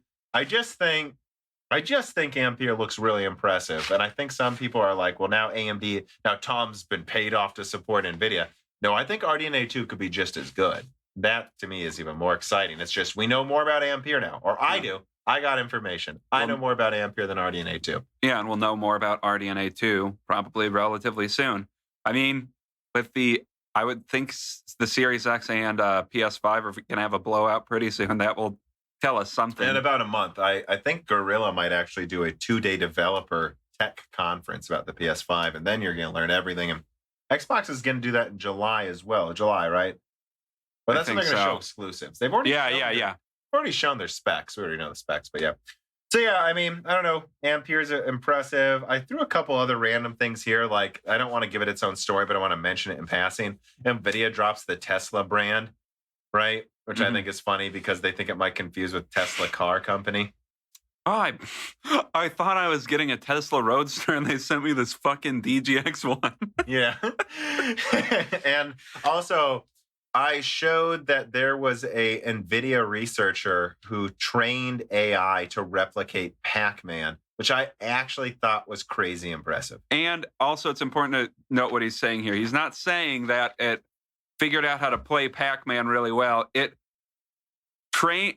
algorithm trained on Pac-Man was able to recreate the game using AI. So it's not running a game engine. There's no files. There's no files for a game engine. They just showed, like, they did 50,000 gameplay episodes of Pac-Man. They took 50,000 instances of playing Pac-Man, and the AI just, through training, looked at the game, and it is able to replicate the game and let you play it without even having the game engine. It just knows how the game works and can show it while you're playing it. Yeah, looking at like this little GIF that's looping, there's some weird artifacts in it and stuff, but it looks like it's Pac-Man, clearly. It works. So that's interesting. This was sent to me by the AI developer guest, and I just think it's funny because it's like, are you ready for the bootleg games in 30 years where they just have game studio hackers just train a game and sell it for cheaper? Or I'm excited. That probably won't really happen, but it's a funny scenario. I'm excited personally for them to train the AI on Call of Duty and a bunch of other games and make the composite game of all popular games. Call of Duty, Black Ops, Warzone 2. Creed, Assassin's Creed. Yeah. Yeah. But yeah, that's all the stories, Dan. I don't know. Is there any other news stories from this week you saw that you'd want to mention? Not that I can think of. So the final reader mails. Doomberry writes in and he says, "Hello, Tom. You might remember that a while ago, a tech tuber, probably Adore, but I can't find the video. Actually, I know Adore talked about what you're about to ask, and I know I did in several videos and podcasts." But he goes on, raised concerns over Nvidia's financial results post-crypto boom. This is during the Pascal era. It seemed like Nvidia was downplaying the loss in revenue once things calmed down that would happen once the crypto market crashed and mining firms stopped buying Pascal graphics cards. Well, a lawsuit has been filed in California recently. Can you tell us something useful on this topic or ask someone who might know? Yeah, I do know. I commented on it multiple times in little parts of videos. I'm sure I talked about it in Broken Silicons multiple times. Go to the mid 2019 era Broken Silicons. I'm sure some of the first videos, our first Broken Silicons, I've talked about this, yeah, probably. That Nvidia was hiding the fact that their insane Pascal sales, half of them are coming from miners. And there were mining firms in China that bought 737 jets, flew them directly to the factory. No, this was from Washington State, I believe. This was a mining firm in Washington State that bought a 737 jet and chartered it to land at their mining studio, or mining complex, and drop off Pascal graphics cards, 1060s and 1070s specifically, directly from the factory. So they set up a deal with a Chinese factory that had a takeoff ramp on it For a 737 to be loaded up direct from the factory and land so they could hook up the cards as quickly as possible. Yeah. Well, and wasn't there a story a while back, like there was an insane overproduction of cards due to this too, if I'm remembering correctly? Or am I confusing there two was a stories? massive overproduction of cards. They eventually started cutting down 1080s into 1060s with GDDR5X. Yeah, I remember. I mean, it was bad. And Nvidia, I think Nvidia lied. I think they knew it was all miners, or not all miners, but like a lot of it was miners. I mean, they had this one slide that confirmed it to me where they were like, oh, it was hilarious. What did they call it? They called it the esports boom, where they're like, the 1060s are being bought up in mass because of Fortnite. That's why we're selling 4 times as many graphics cards. Oh, yeah, I forgot remember about seeing that slide and going, oh, this is going to show up in a court at some point. So that I hope that answers your question. I mean, do you remember those stories though back then? It was insane. I remember the stories. I don't remember everything about them though. I remember something with like ships of Nvidia products, like with nothing to do with them though, or something like that. But I mean, go look for that, Doomberry.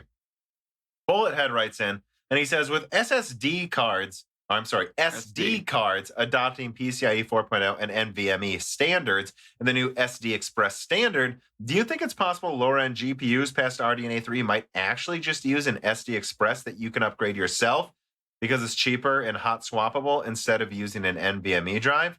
I don't know. That's an interesting idea. If it had the latency and dual, crosstalk read-write abilities, I don't know. It sounds like it will. That NVMe has. Maybe. It would be an interesting solution. I don't know. Yeah, I don't know. So wait, hot swappable what? So it would be dynamic, you could increase. So remember my storage? RDNA 3 speculation video about eventually putting basically pro SSDs on a graphics card to kind of replicate what the PS5 and Xbox are doing. He's saying, can we just use a PCIe 4.0 SD card? And frankly, without reading too much into it, I don't see why not. Yeah, I mean, I looked at the specs a little bit. The biggest thing that jumped out to me was 4 gigabytes per second. So I don't know. Maybe that would be high enough bandwidth. Maybe. Yeah, I don't know if that's good enough. I think a lot of people are wondering if it'll just be upgradable. Maybe. I also just think AMD might pay $50 and solder it onto the graphics card. Yeah, or less than $50, honestly. I know it's a PC modder's wet dream that we can upgrade the RAM directly on the graphics card, but I don't think that's what they would go with. I think they go for the lowest latency solution, soldering it right next to the die. I mean, that would make more sense from a latency perspective. From like you said, a modder's wet dream. Yeah. Can we make the capacitors upgradable for I mean, they are upgradable, Dan. That's true. Yoda King writes in, and he says, I often hear the perception that AI in video games have been stagnant and have not improved since the first Fear, with the exception of Alien Isolation. Yeah, I mean, I think Fear was PS3, right? They brought it to PS3 as PC. PC, okay. Yeah, I usually think a Half-Life 2 AI is, there's still definitely ways to cheese the Half-Life AI sometimes, though. Why do you think that is? Is it because game developers are emphasizing too much on graphics? I think there's some of that. Or is it something more? And what could developers do to change this? Well, I'm just going to answer it this way. I think a lot of it is the graphics. And I think some of it is just, it's one of those things they might not do first sometimes. And it's not what they need for their game. Like if it's a zombie game, you don't need the AI to be super smart. If it's a shooter like Call of Duty, they kind of want you to be a god. Yeah, that's true. I mean, MGS5 is already really, really impressive pathfinding, communication. Like it's there, it just takes work. And I haven't played it for a while, but I'm guessing like their group tactics weren't super strong in MGS5, which... No, they were pretty good. They were good, but like if you could have It was mostly open world though, so it was rare you got to see them work together. Yeah. Remember MGS4, the group tactics were crazy good. Yeah, and that's scary good, like to the point where if you played it on the hardest difficulty and they figured out the area you were in, it was like a 25% chance you'd be able to hide correctly. And that's another problem is with with AI in games is I think a hive mind type approach is probably a lot easier to go for, where you just have essentially a hive mind with pathfinding for each node in that hive. I think that's probably easier. Well, I also think that you have to remember that a lot of the intelligence of AI in a game requires a lot of really specific programming to that area.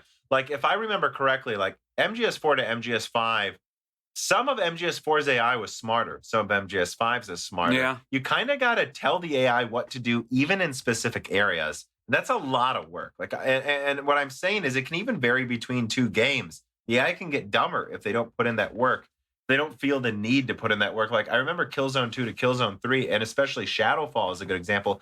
Killzone 2's AI was pretty damn smart, but Killzone 3's felt a little dumber, and Shadowfall's was not as smart. The second they put them in an open world-ish areas, they were dumber.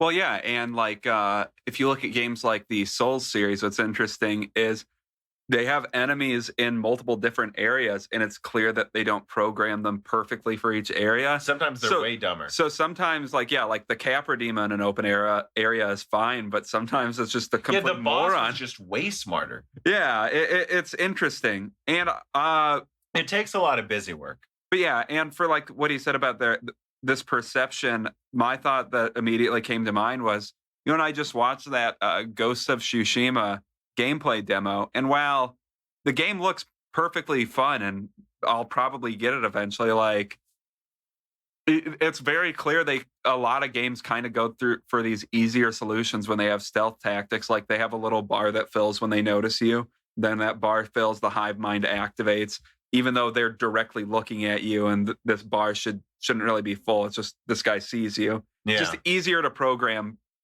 like by modifying a stat, I think, is a lot of it. And some of it is CPU performance as well, though. I just think the way AI works in games now is its decision trees, massive ones. I saw behind the scenes for Killzone where they showed like their AI's decision tree. It was like pages and pages and pages of if-then statements and like how to react to a player. And they need to redo it a little bit every game when they update the engine. It's a lot of busy work. And it uses a lot of CPU power too. Each one of those little AIs has their own little decision tree running on your CPU cores. And I think we're going to get way better AI next gen, is what I'm saying. I do think we're going to get way better AI next gen. I think at a certain point what needs to happen, though, is they need to start putting more effort into making a AI engine that they can pull out and then slot into the next game, so there isn't as much busy work when they're making it. Well, yeah, because if you imagine if each character is like a discrete actor, and all of those have even a pretty simple if-then tree, you could easily see how that would just immediately hamper CPU performance. Yeah. Anyways, I think we answered the question well. Yeah. Second Chicken Man writes him, and he says, Hot Chips 2020 lineup is out. And yeah, I have it pulled up here. Yeah, there's an Ice Lake server. There's IBM Power 10. There's Ryzen 4000, Tiger Lake, a keynote from Jim Keller, an Ampere presentation, Z, Xbox Series X. I gotta admit, this looks like an awesome. Looks like they're going to be a lot of people. It looks like I could kind of just skip the second day too. It's like just the one day matters. I will say, on the second day, I was glad to see the Wafer Scale V2. That was that Cerberus company that's doing the wafer dies. So I'm happy to see that company still exists, because I think that's fun that exists. Yeah, it's still, they've got the competition stacked against them. It's not going to be easy to succeed, but I hope that, again, I want people to try different things. I hope they succeed. It's a novel idea. I want 2,000 millimeter square graphics cards. Well, actually, at a certain point, we can't even fit it on a discrete GPU. What if they did it like a diagonal? There's no way for listeners to know what I'm talking about, but they're like tilted the PCB sideways so it could like diagonally fit in there. Yeah, that would be a really, really smart solution. Thank you, Dan. But yeah, so a lot of people have been asking me, am I going to Hot Chips this year? Well, first of all, they say it's just virtual right now. When is it this year? July or August? And they say it's just virtual, local TBD. If they announce it's local, I had a backer fund me to go there so I could give him information and my takes on things to the minute when I was there. If he does that again, I'll go. If it happens. If it doesn't happen, a lot of the information I gained, guys, insider information from going, was by actually talking to real people. Being able to sit there in the audience and look at people's faces when Lisa Sue's talking or when the Nvidia guy's talking and like seeing when people are like, this guy's full of shit. Like that type of stuff was important. Getting to go to the Hot Wings after show and meet Jim Keller and Raj Kadori, that was big. What I'm saying is if it's not in person, if it's only virtual this year, I don't know there's any point in me doing special coverage. The news will come out to me basically at the same time as everyone else, and then I'll just cover the news. But if it's local again, you know, I don't know. We'll see. We've gotten past the 384-bit Patreon goal. If we get to the 1024 HBM Patreon goal by then, it doesn't matter if I'm backed. I'll pay my way to go, because then you guys are totally funding this and I'll bring a nicer camera. Maybe by then I'll have a better laptop. Probably not. Probably the same one as last year. But I'll be ready to go. I'll have a nicer camera to film things live, hopefully. You know, I'll do it then if we can get to that Patreon goal. If not, we'll have to see if the backer can fund me. And that's only if they're going to do it locally. If they're not going to do it locally, I don't really plan to do anything special, except I'll probably be like waking up early and doing extra videos the week when Hot Chips happens. Yeah. But I think that answers the questions about Hot Chips. I will say the lineup this time looks better, so I do want to go to it. It's just with what's going on with COVID right now, I don't know if I can.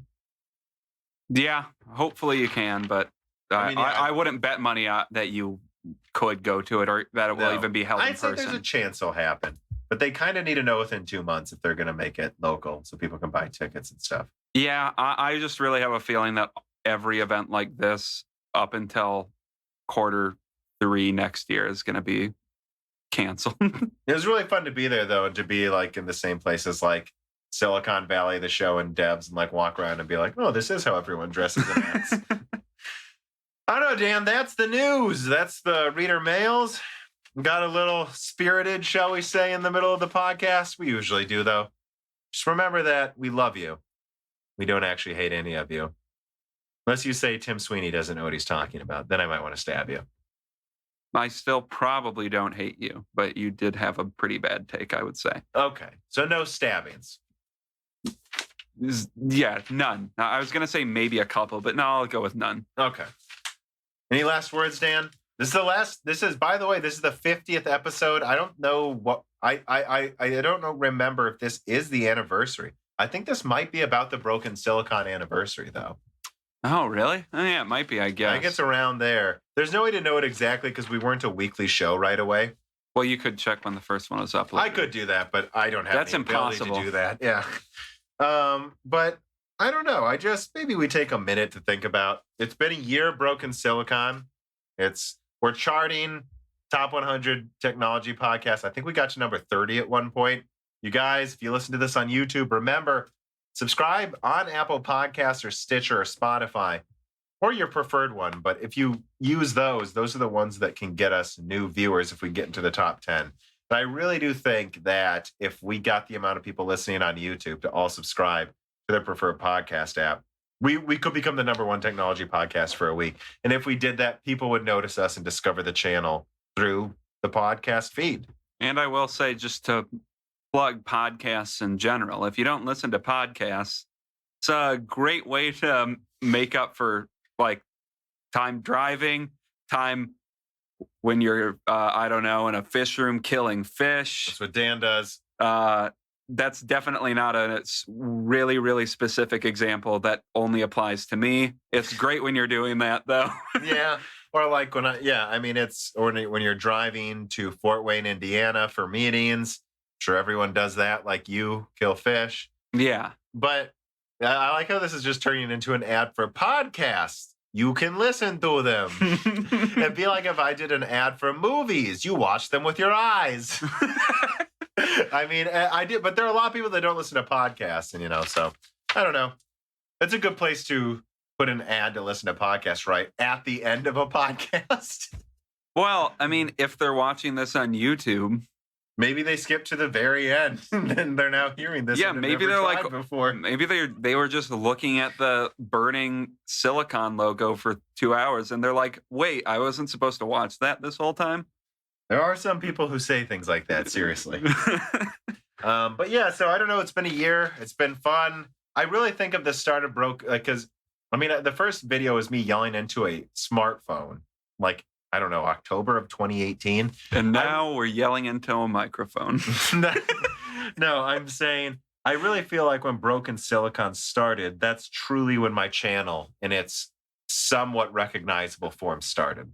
Yeah, I would really, agree. It's been a 1 year of this channel right now is what we're celebrating. And I think we just crossed 47,000 subscribers as of this recording. By the time this comes out, who knows? Probably not 48,000 yet, though, but I don't know. it's Who been a knows? wild ride. You've been getting a lot of days where you get 1,000 subscribers. So who Yeah. knows? What I'll say is, I think if we're going to do a celebration episode, it'd be part of it'd be like 64. I think we'll do like a special episode every 64, but I'm not sure how special it's going to be. And it's because when I listen to a podcast, I kind of hate special episodes sometimes. Like if you tune into this to listen to news, don't you just want the news? Because there would be some people who like the celebration for a second, but then go, okay, but I am actually here to listen to the content you guys usually make. Yeah. So on the 64th, the 128, the 192-bit episodes, yeah, we'll mention it and look back at something special maybe, but those will still mostly be normal episodes. Yeah. But yeah, I don't know. Any last words, Dan? No, I don't think so. All right. Forgive me if I called you a fucking idiot. I don't really. I guess I don't. I guess I can't say one way or the other if you're a fucking idiot because I don't know you. But you're probably not. I didn't mean it. Yeah. I don't think I called anyone an idiot, but I didn't mean it if I did. Either. Yeah. All right. Goodbye, everybody. Goodbye. The following podcast was brought to you by the YouTube channel and website Moore's Law is Dead. Moore's Law is Dead and Broken Silicon are trademarks of their creator, Tom. That guy is me, and I am indeed the creator, editor, writer, and showrunner of Moore's Law is Dead podcasts, videos, articles, and other media. However, Moore's Law is Dead is a team, with Broken Silicon co-hosted by my brother, Dan, audio editing by Gerard Cortez, and select technical editing by Carbon Cry. You can find all of our information, including how to get a hold of us, at www.mooreslawsdead.com. And if you are a fan and would like to send mail or other hardware, please mail parcels to Moore's Law is Dead, P.O. Box 10468, Peoria, Illinois 61612. And speaking of fans, without exaggeration, the patrons are solely responsible for the continued distribution of the content you just listened to. And so if you have some extra money, but only if you do, please consider supporting us. For just $2 a month, you get access to the exclusive podcast Die Shrink, voting on subjects of future podcast episodes, the ability to have your questions read aloud on Broken Silicon, Die Shrink, and Loose Ends, and of course the Moore's Law is Dead Discord full of like-minded people who would love to meet you. I am one of them. The Discord is only at $1, and at higher tiers, you get access to ad-free episodes of Broken Silicon, the back catalog of Flyover States podcast, thanks in the credits of videos and podcasts, and other perks as well. And if you cannot afford to support us, please just share Moore's Law is Dead videos and podcasts with friends and family on social media and Reddit. And give Broken Silicon and Flyover States a 5-star review on Apple Podcasts. All of this really does help so much more than I think anyone realizes. If you'd like to advertise on the podcast or a person of interest who would like to be a guest, please reach out to the email address mlhbdead@gmail.com. But as I said, this podcast would not be possible without its fans supporting it. And so now it is time to give a personal thanks to the greatest of the fans. The following supporters are at the 10 gigahertz or higher producer levels. Bootman, Carbon Cry, Dean, Benny Berlin, Justin Yacht, Thomas Rupp, I Love You, Lynn and Jim Bollocks, Jordan Betcher, Mohammed Al-Kwari, Frederick Lau, James Krasta, Justin Parrish, Zachary Martin, Terrence Herod, Brad Medlin, Phil S., Thyrister, The Ninth Dude, Greg Renegar, John Bible, Chrysantine, Night Rogue 77, Mechanical Philosopher, Lebo King Kilo, Fatboy Diesel, Daniel Hyde, Matthew McMullen, Christoph Novak, Neil X01, Matt Salem, Aaron Close, Sexy, VI Pass, Sadler, Richter Cohagon, Elethros, Telos, Caden Picknell, Greg T. Wanchuk, Jacob Barber, Exoti, Wani Care Bear, Matthew Lane, Paul Jones, Jan Rauner, Robert Ducks, Edward Huff, Ali Robertson, Hard4Room.com, Jonathan, Drita Full, Evan Dingle, Nick Neasy, Dominic Dewart, Harold P. Bureau, Wayne, Sam MacArthur, Total Silo, TSP at CFS, Michael Costa, Andrew S. Blake, Aaron Keith, AJ Klein, Endless Logins, Hector Santana, Justin Brennan, and Archon971. And as always, thank you to Sahara for the music.